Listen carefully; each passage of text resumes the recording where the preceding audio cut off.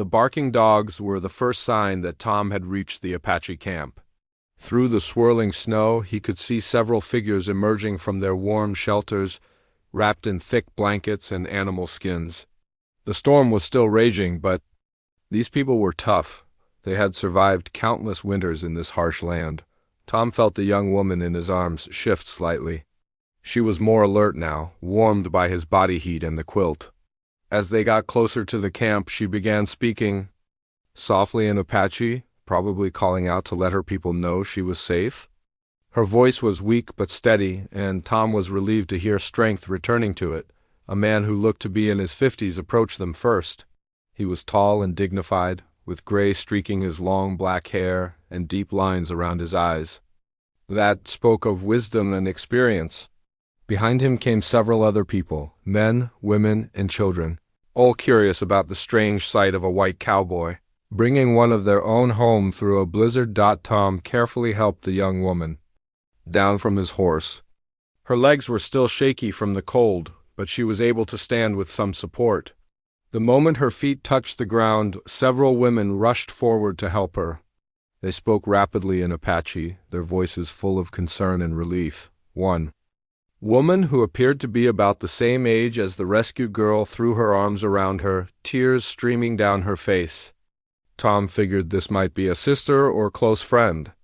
Another older woman with kind eyes and graying hair immediately began checking the young woman over, feeling her forehead and looking at her hands and feet for signs of frostbite. Through all of this, the young woman kept Tom's quilt wrapped tightly around her shoulders. She seemed reluctant to let go of it, which Tom understood. She was probably still cold, and the quilt was warm and comforting. He didn't mind. His grandmother would have wanted it used to help someone in need. The older man who had approached first stepped closer to Tom. His expression was serious, but not unfriendly. He spoke some English, though his accent was thick and he had to search for some of the words. "You bring Ayana home," he said, gesturing toward the young woman. So that was her name, Ayana. It was a pretty name, and Tom found himself repeating it silently to remember it.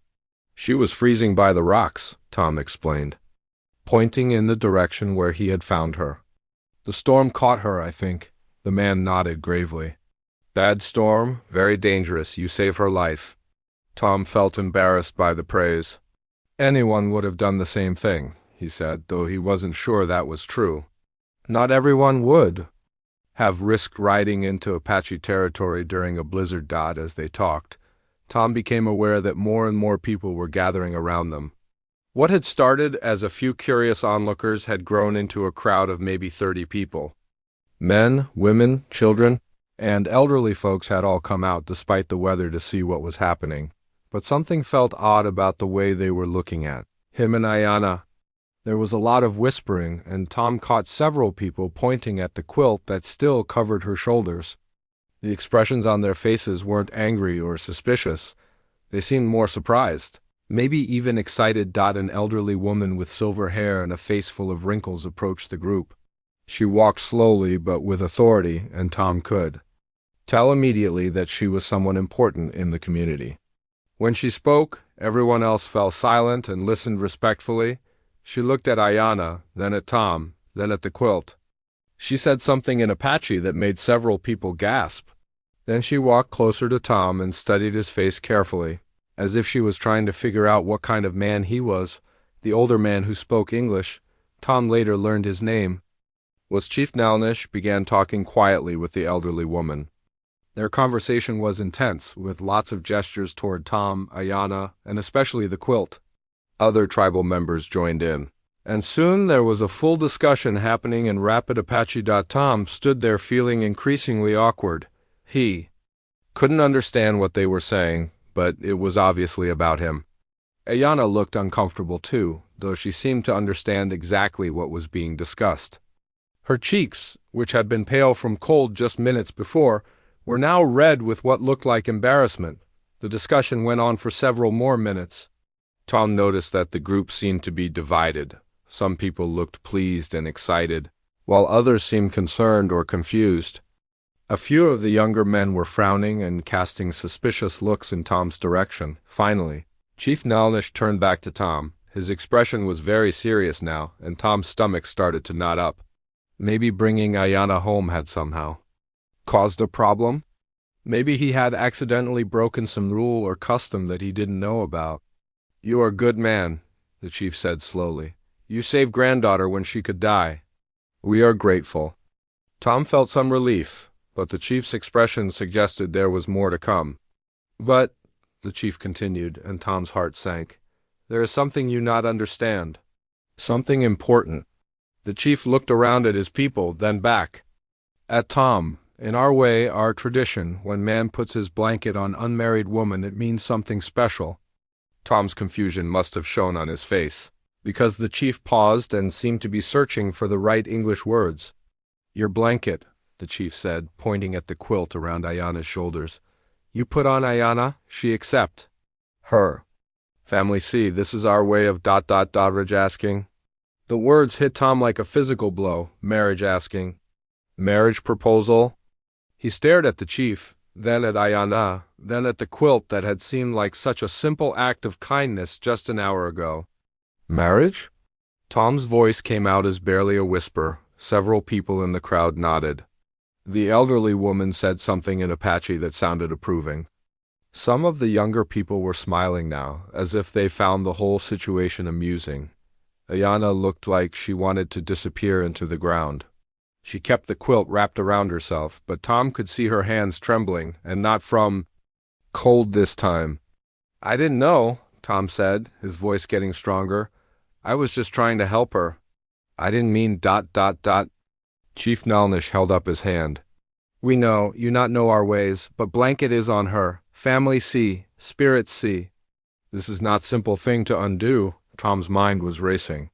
How had a simple act of kindness turned into this? He had just been trying to save someone's life, and now apparently he had accidentally proposed marriage to a woman whose name he had learned 5 minutes ago. He looked at Ayana again. She was watching him with those dark, intelligent eyes, and he could see that she was just as shocked by this turn of events as he was. This couldn't be what she wanted either. She was young and beautiful and probably had her own ideas about who she wanted to marry. Those ideas certainly didn't include a random cowboy who had stumbled into her life during a snowstorm. The crowd was still watching them both, waiting to see what would happen next. Tom realized that whatever he said or did now was going to affect not just him, but Ayana and her entire family. The weight of that responsibility settled on his shoulders like a heavy blanket, heavier than any quilt his grandmother had ever made. The silence that followed Chief Nalnish's words felt like it lasted forever. Tom stood there in the swirling snow, staring at a young woman he had met an hour ago, while 30 pairs of eyes watched to see what he would do next. His heart was pounding so hard he was sure everyone could hear it over the wind. Ayana finally spoke, her voice soft but clear. She said something in Apache to her grandfather, and Tom could tell from her tone that she was asking a question. Maybe she was asking if there was a way out of this mess. Maybe she was asking what would happen to both of them now. Chief Nalnish listened to his granddaughter, then nodded slowly. He looked back at Tom with an expression that seemed to mix sympathy with something that might have been amusement. "Ayana asks if you understand what this means," the chief said. "She wants to know if you know about our marriage ways." Tom shook his head. "No, sir. I don't know anything about your marriage customs. Where I come from, marriage is, well, it's different. People court for months, maybe years, they get to know each other. They fall in love. Then the man asks the woman's father for permission, and if everyone agrees, they have a wedding." "Several?" People in the crowd were nodding as the chief translated Tom's words. The elderly woman with silver hair said something that made a few people chuckle, though not in a mean way. "She says your way takes very long time," Chief Nalnish explained. "She says maybe spirits get impatient waiting." Despite everything, Tom found himself almost smiling. These people had a sense of humor even in the middle of what felt like a disaster. "In our way," the chief continued, "when man covers unmarried woman with his blanket or robe, and she accepts and family sees, this shows he wants to marry her. If she keeps blanket, she agrees to marriage. Tom looked at the quilt still wrapped around Ayana's shoulders. She hadn't let go of it, but then again she was probably still cold. Did keeping it warm mean she was agreeing to marry him? Or was she just trying not to freeze? What if she only kept it because she's cold? Tom asked. The chief spoke to Ayana. In Apache, she responded quickly, her cheeks getting red again. When she finished talking, the chief looked thoughtful. She says she understands what keeping blanket means. But she also says she not want to freeze again. He paused. She says this is ... how you say. Difficult situation. That was putting it mildly, Tom thought. One of the younger men in the crowd stepped forward. He was probably about Tom's age, tall and strong-looking, with long black hair decorated with feathers. When he spoke in Apache, his voice sounded angry. Tom didn't need a translation to understand that this man wasn't happy about the situation. Chief Nalnish listened to the young man, then responded in a calm but firm tone. The young man argued back, gesturing toward Tom and then toward Ayana. Other people in the crowd began taking sides, some agreeing with the young man, others supporting the chief. What's he saying? Tom asked. He is running Wolf, son of my brother, the chief explained. He says you are outsider. He says Apache. Women should marry Apache men. He says this blanket marriage is mistake. Tom could understand Running Wolf's point of view. If some stranger had accidentally proposed to Tom's sister or cousin, he probably wouldn't be too happy about it either. He's not wrong, Tom said. I am an outsider, and this was a mistake. Maybe we can just forget it happened. But even as he said it, Tom could see from the faces around him that it wasn't going to be that simple. The elderly woman shook her head and spoke rapidly to the chief. Grey Dove says spirits brought you here in storm, Chief Nalnish translated. She says when spirits make path, people should not ignore. Running Wolf said something sharp in Apache, and Grey Dove responded just as sharply. Soon half the crowd was involved in what was clearly becoming a heated debate. Tom caught words here and there. He knew the Apache words for man, woman, marriage, and spirits, but most of it was beyond his understanding. Ayana hadn't said anything during this argument. She stood quietly, still wrapped in Tom's quilt, watching the people who were deciding her future. Tom realized that she was probably just as trapped by this situation as he was. Maybe more trapped, since this was her community and these were her customs. Finally, Chief Nalnish raised his hand for silence. When everyone stopped talking, he spoke in a voice that carried authority. We will not decide this in anger, in storm, he said in English, probably for Tom's benefit. Tom Mackenzie, you will stay with us tonight. Tomorrow, when storm passes, we talk more, we find right way. Tom wanted to protest that he needed to get back to his ranch, that he had cattle to tend and work to do. But looking at the storm still raging around them, he realized he wouldn't make it home safely anyway. Buck was a good horse, but even he couldn't fight through this weather in the dark. Thank you, Tom said. I appreciate your hospitality. Grey Dove said something to two of the younger women, who immediately came forward to help Ayana. They led her toward one of the larger shelters, probably to get her completely warm and dry. As she walked away, still wearing Tom's quilt, she looked back at him once. Her expression was unreadable, but Tom thought he saw something like curiosity in her eyes. Chief Nalnish gestured for Tom to follow him to another shelter. You stay with my family tonight, he said. We have food, warm place to sleep. Tomorrow, we talk about what spirits want. The shelter was larger than Tom had expected. A traditional Apache wickiup made of wooden poles and covered with hides and brush. Inside, a fire burned in the center, and the space felt wonderfully warm after being out in the blizzard. Several people were already inside, children, adults, and elderly folks. All part of what Tom assumed was the chief's extended family. They welcomed him politely, offering him food and a place to sit by the fire. The meal was simple but delicious. Some kind of stew with meat and vegetables and bread that was surprisingly good. Tom ate gratefully, realizing he hadn't had anything since early morning as the evening wore on. Some of the family members began asking Tom questions in broken English. They wanted to know about his ranch, his cattle, his life as a cowboy. Tom found himself talking more than he had in months, trying to explain his world to these people who lived such a different life. One of the older men asked if Tom had ever been married. When Tom shook his head, the man smiled and said something in Apache that made everyone laugh. He says, "Maybe spirits think you wait too long, decide to help." Chief Nalnish translated. Tom couldn't help but smile, even though his situation still felt impossible. These people had a way of finding humor in everything, even in the middle of what could become a serious conflict. As the fire burned lower and people began settling down for sleep, Tom lay on the soft furs they had given him and stared up at the shelter ceiling. Somewhere in this same camp, Ayana was probably lying awake too, wondering how her life had gotten so complicated in the space of one afternoon. Tom thought about his grandmother's quilt, now keeping another woman warm instead of him. His grandmother had always said that quilt was made with love, meant to comfort whoever needed it most. Maybe she would have approved of how it was being used tonight. But as Tom finally drifted off to sleep, listening to the wind howling outside, he couldn't shake the feeling that tomorrow's conversation was going to change everything, one way or another. Tom woke up before dawn to the sound of voices outside the shelter.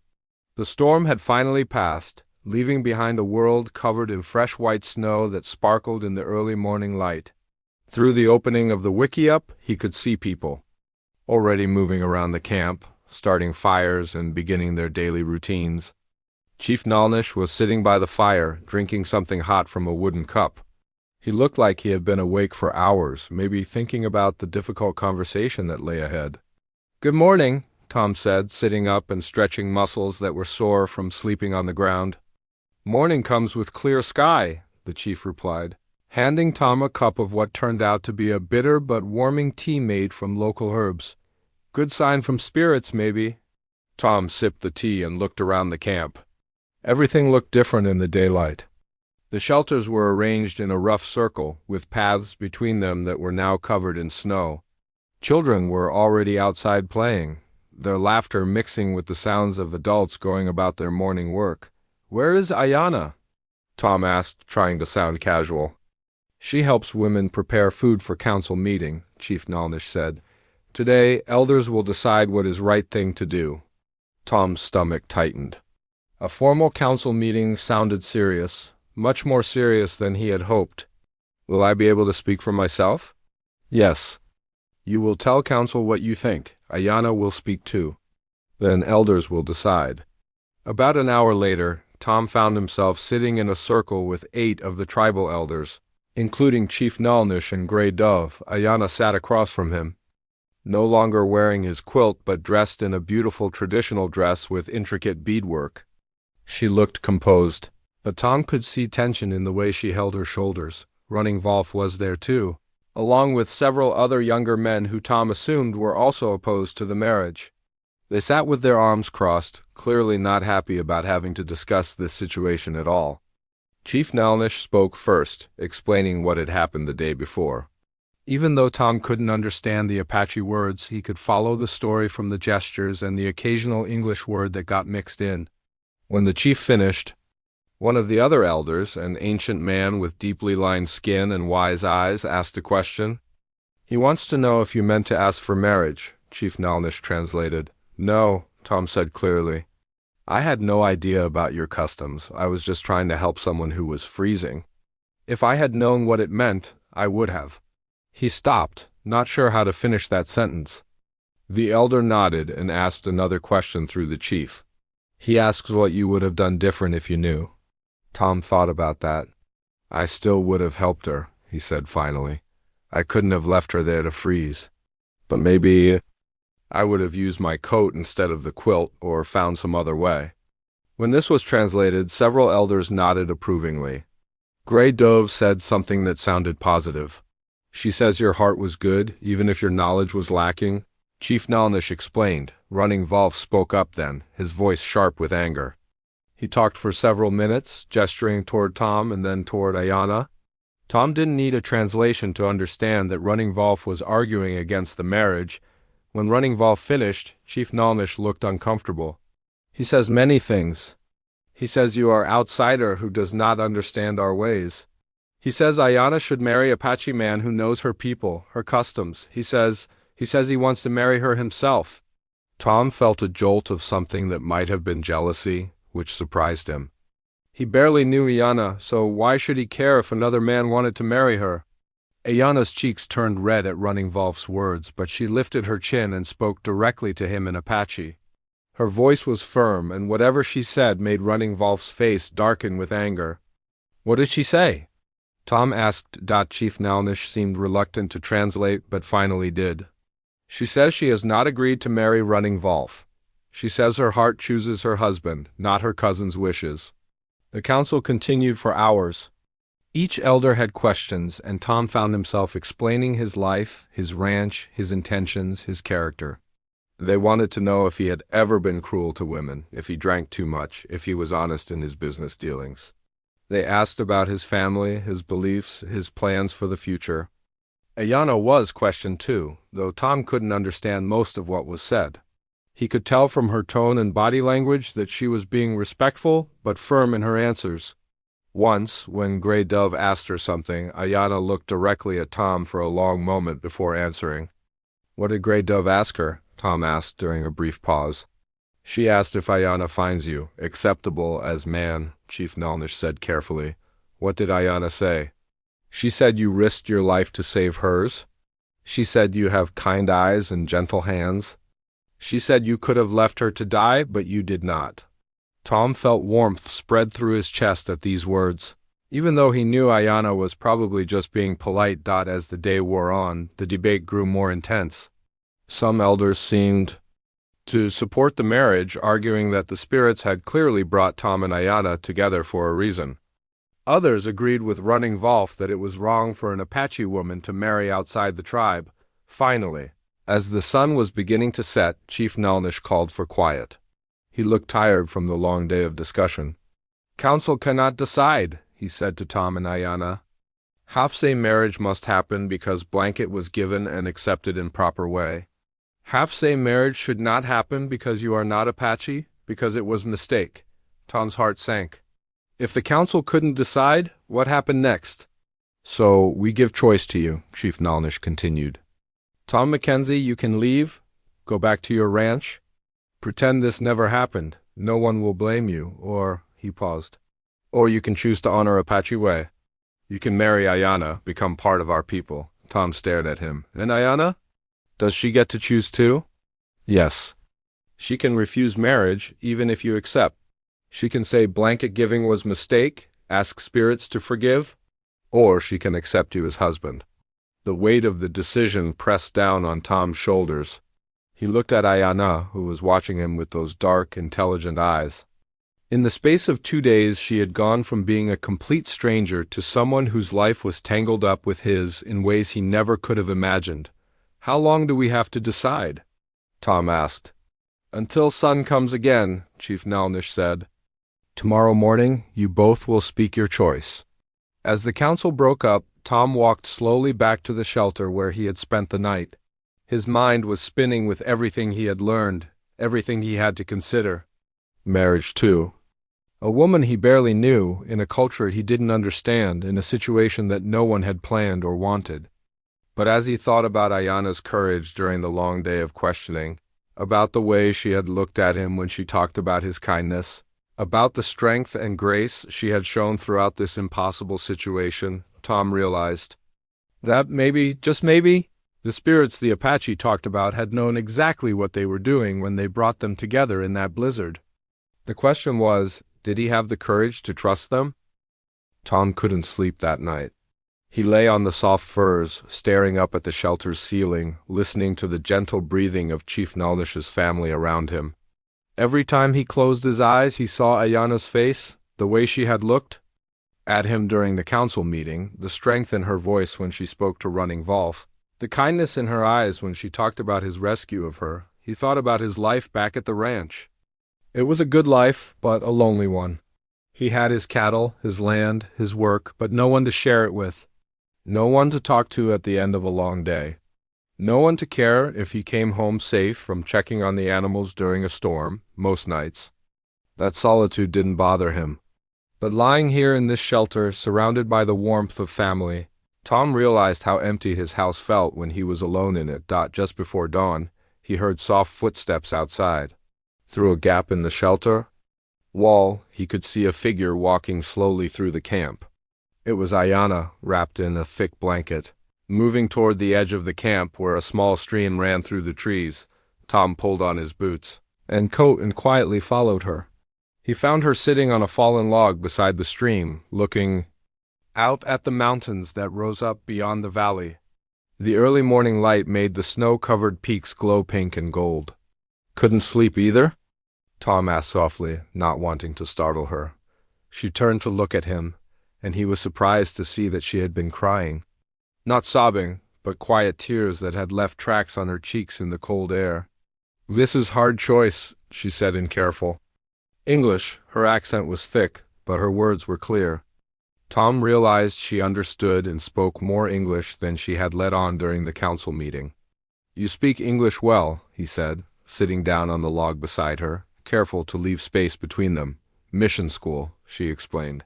"When I was small girl, learned English, learned to read. Grandfather not like it, but he say knowledge is power." They sat in comfortable silence for a few minutes, watching the sun come up over the mountains. Finally, Ayana spoke again. "You are a good man," she said. "I see this when you save me. I see this when you speak to council. You tell truth even when truth is hard." "You're remarkable," Tom said, and meant it. "The way you handled everything. Yesterday, the way you stood up to running Wolf. You're stronger than most people I know." She smiled a little at that. "Apache women must be strong. Life here is not easy." "What do you want to do?" Tom asked. "Not what the council wants, not what running Wolf wants, not what your grandfather wants." "What do you want?" Ayana was quiet for a long time. When she finally spoke, her voice was so soft Tom had to lean closer to hear her. "I want to not be afraid," she said. "I want to choose my own path, not have path chosen for me. But I also want to honor my people, honor our ways." "Those things don't have to be opposites," Tom said. "Maybe choosing your own path is a way of honoring your people. Maybe showing them that Apache women can be strong enough to make their own decisions." She looked at him with those dark eyes that seemed to see right through him. "What about you? What do you want?" Tom thought about that question. What did he want? He wanted his ranch to succeed. He wanted to build something lasting. He wanted to be a good man, the kind of man his grandmother would have been proud of. But more than that, "I want to not be alone anymore," he said honestly. "I didn't realize how alone I was until I spent time with your family yesterday. But I don't want to trap you into something you don't want. Marriage should be a choice made freely by both people. In Apache way, marriage is often arranged," Ayana said. "Parents choose husband for daughter based on what is good for family, for tribe. But sometimes spirits choose different path. Do you think the spirits chose this path for us?" She smiled, the first real smile he had seen from her. "Grandfather says when person saves your life, you owe them life debt. But I think maybe when person saves your life and asks nothing in return, spirits are showing something different." They walked back to camp together as the sun rose higher. People were starting to move around, preparing for the day and for the decision that would be announced soon. Chief Nalnish was waiting for them by the central fire pit. Other tribal members began gathering around, the elders, Running Wolf, and his supporters, Grey Dove, and the women who had been caring for Ayana, children and adults curious to see how this strange story would end. "Time has come for choosing," Chief Nalnish announced in both Apache and English. "Tom Mackenzie, what is your decision?" Tom looked around the circle of faces watching him. Then he looked at Ayana, who stood straight and proud beside her grandfather. "I choose to honor the Apache way," Tom said clearly. "I want to marry Ayana, if she have me. Not because I have to, but because in these past 2 days I've seen what kind of woman she is. She's brave, she's intelligent, she's kind. Any man would be lucky to have her as a wife." A murmur went through the crowd. Some people looked pleased, others surprised. Running Wolf's face was dark with anger, but he said nothing. "Ayana," Chief Nelnish said gently. What is your choice? She looked at Tom for a long moment, then at her grandfather, then at the people of her tribe who were waiting for her answer. I choose Tom Mackenzie, she said, her voice strong and clear.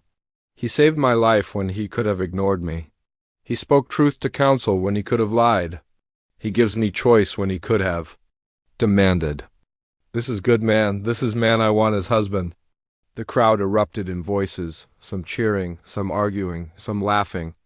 Grey Dove came forward and embraced Ayana, tears in her eyes. Chief Nalnish shook Tom's hand with a grip that was firm. And warm spirits have chosen, the chief announced. We will have wedding ceremony tonight. The rest of the day passed in a blur of preparation.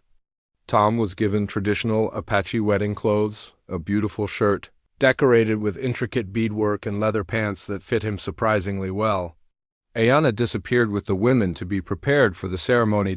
As the sun began to set, the entire camp gathered for the wedding. It was unlike any wedding Tom had ever seen. There were songs in Apache that seemed to tell ancient stories. There were rituals involving sacred plants and prayers to the four directions.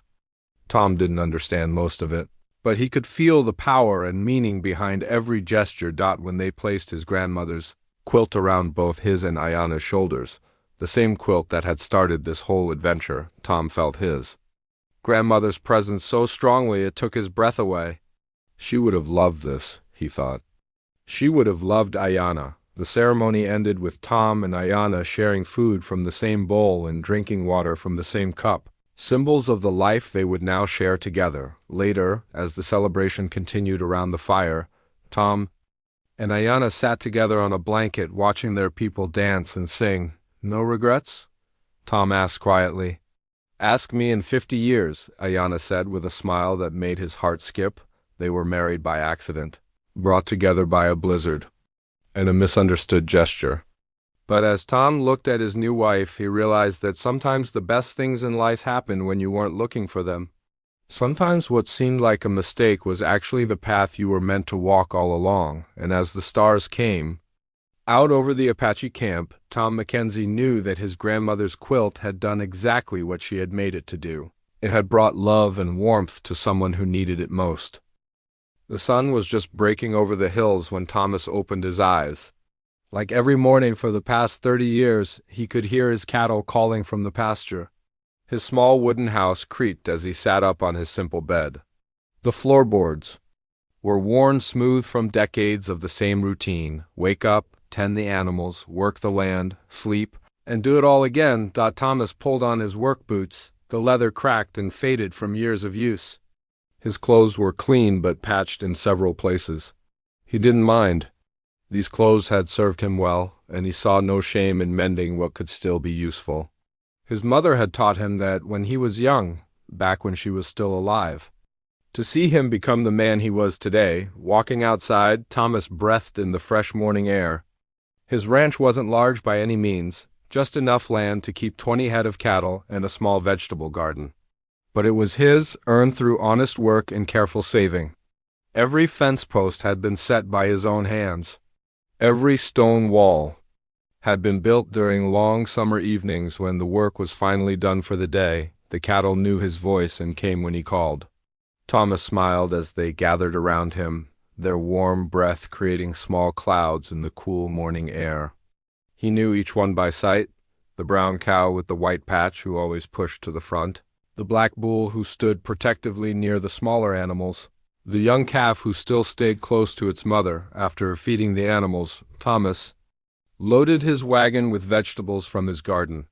Today was market day in the town of Millbrook, just a few miles down the winding dirt road. He had carrots, potatoes, and onions to sell, all grown in his own soil with his own sweat. The vegetables were good quality. Thomas took pride in that. But he knew the townspeople would barely look at him as they bought his produce. The wagon wheels bumped along the familiar path as Thomas made his way toward town. He had made this journey twice a week for 3 decades, and the route held 1,000 memories. There was the old oak tree where he used to stop for shade when he was younger.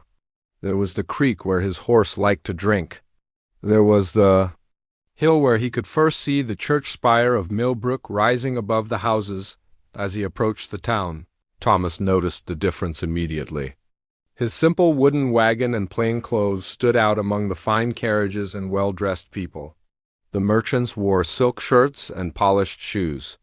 The ladies carried delicate parasols and wore dresses that cost more than Thomas earned in a month. Even the children were dressed in clothes that had never seen a day of real work. Thomas set up his small stall in the corner of the market square, the same spot he had used for years. The other vendors barely acknowledged him with a nod. To them, he was just the farmer from outside town, useful for his vegetables, but not someone worth knowing personally. Thomas had grown used to being invisible. The first customers of the day approached his stall. A well-dressed woman picked up his carrots, examining them closely. "Are these fresh?" she asked, as if Thomas might be trying to sell her old, rotten vegetables. "Picked them yesterday morning, ma'am," Thomas replied politely. "Grown in good soil, no chemicals." The woman bought the carrots but didn't thank him. She simply placed her coins on the wooden counter and walked away without making eye contact. This was normal. Thomas had learned long ago not to expect courtesy from people who saw him as beneath their social level.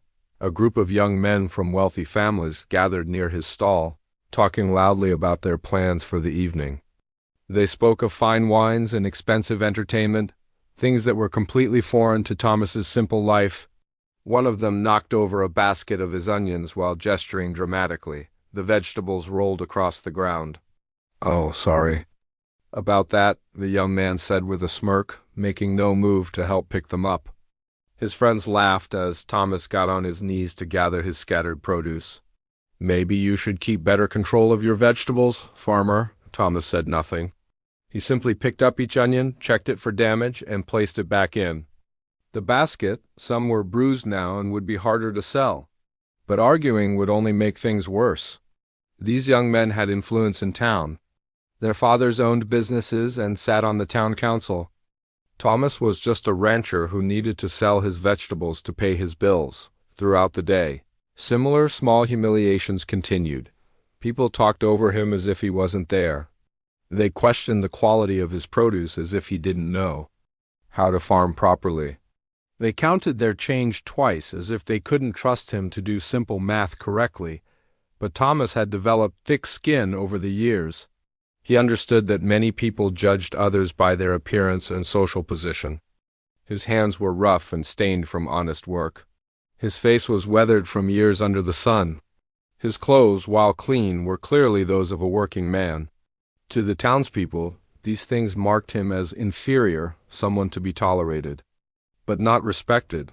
What they didn't see was the intelligence in Thomas's eyes, earned from years of solving problems on his ranch. They didn't know about the books he read by candlelight in his small house, educating himself on everything from weather patterns to animal care. They had never seen his gentle way with sick animals or his skill at fixing anything that broke.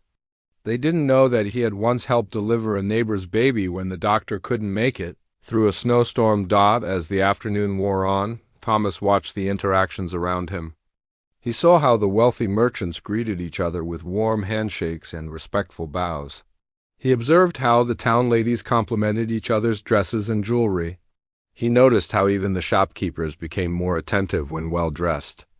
Customers approached their stalls. None of this treatment was extended to him. He was served last, spoken to curtly, and generally treated as if his presence was barely tolerable.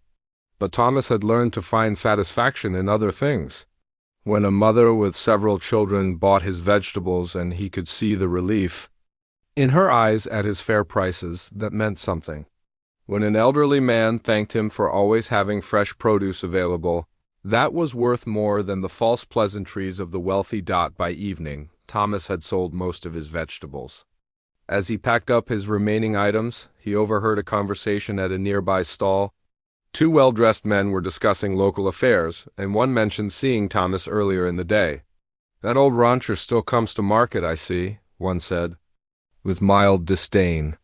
"Hard to believe someone like that thinks he belongs here among decent folks." "Well, his vegetables aren't terrible," the other replied. Though I do wonder about the cleanliness of his farm.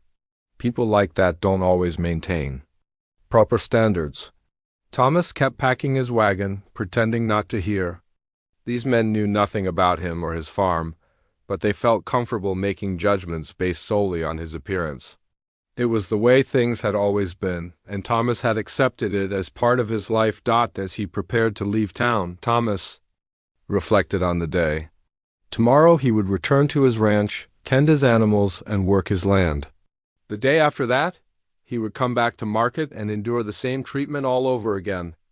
It was a simple life, perhaps not glamorous, but it was honest work that hurt no one. Thomas had no way of knowing that his quiet acceptance of disrespect was about to be tested in ways he never imagined. The next few days would challenge everything he thought he knew about his place in the world.